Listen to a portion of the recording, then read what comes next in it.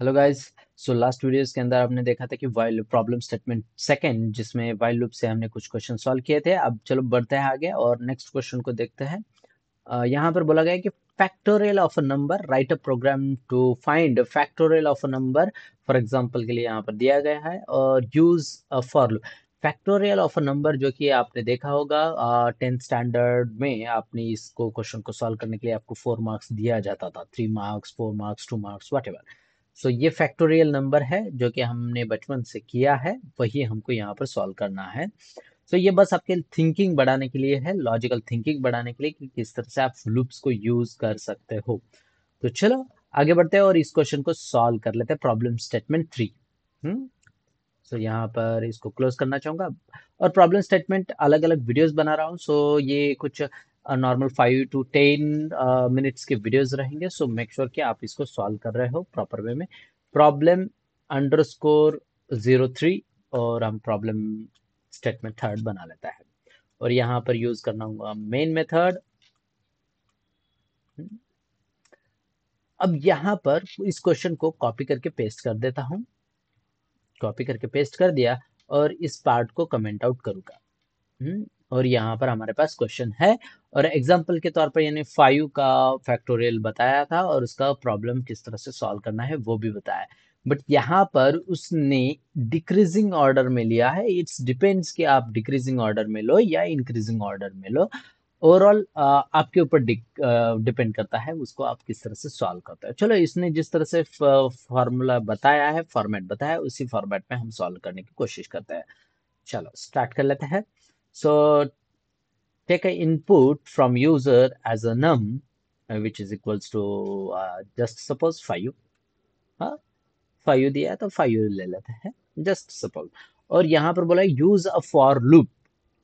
चलो लगाते हैं फॉर लूप। हाँ, फॉर लूप लगाने से पहले मैं इसको विदाउट फॉर लूप आपको करके दिखाता हूँ कि किस तरह से आप फैक्टोरियल को यूज कर सकते हो। तो factorial it's nothing but the 5 into 4 into 3, just variable के अंदर हम स्टोर कर सकते हैं।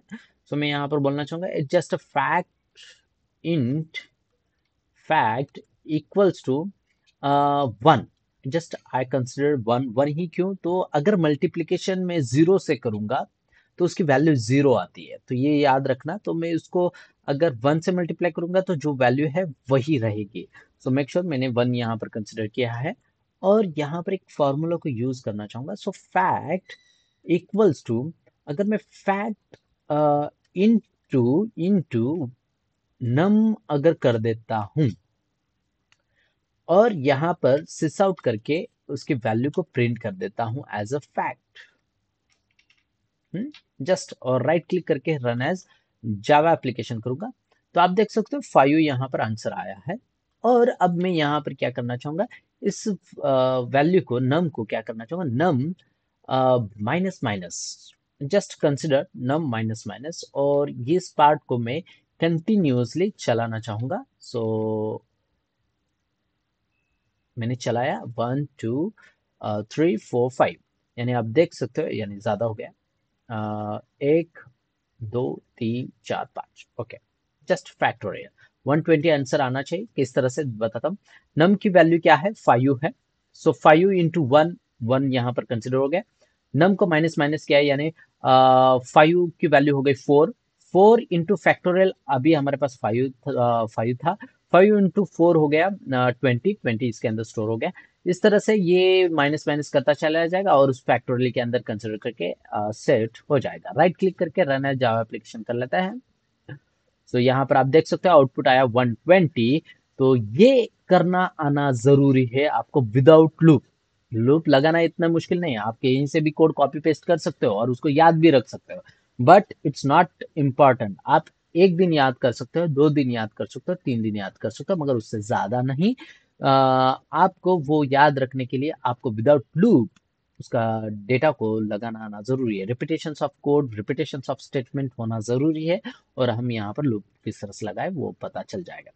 तो आगे बढ़ता हूँ और इस पार्ट को मैं निकाल देता हूँ। जस्ट अभी ऑब्वियसली मुझे लूप लगाना है क्योंकि मेरा वो सेम रिपीटेशन ऑफ कोड बढ़ रहा है। सो फॉर के अंदर नम की वैल्यू एज इट इज है। सो मैं यहाँ पर सेमीकोलन दे देता हूँ और यहाँ पर बोलना चाहूंगा नम इज लेस देन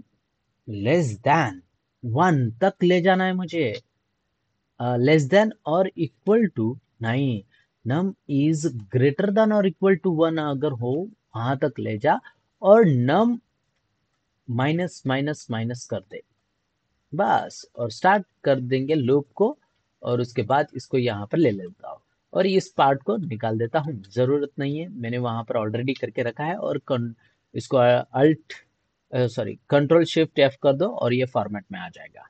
तो हमने फॉर्मेट में ले लिया है डेटा। अब यहाँ पर अगर मैं इसको राइट क्लिक करके रन एज जावा एप्लीकेशन करूंगा तो आप आउटपुट देख सकते हो 120।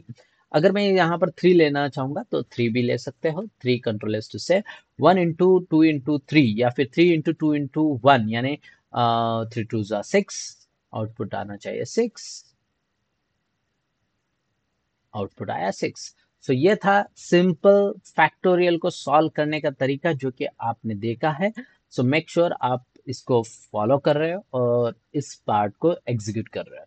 तो फैक्टोरियल को किस तरह से सॉल्व किया जाए बाय यूजिंग फॉर लूप यहाँ पर हमने ले लिया, उससे पहले विदाउट फॉर लूप किस तरह से किया जाए वो भी यहाँ पर मैंने क्वेश्चन आंसर दे दिया था। सो मेक श्योर आप प्रैक्टिस करो और इसको एग्जीक्यूट करो। चलो मिलते हैं नेक्स्ट वीडियोस के अंदर जहां पर हम नेक्स्ट क्वेश्चन को सॉल्व करेंगे। सी यू गाइस, टाटा बाय बाय।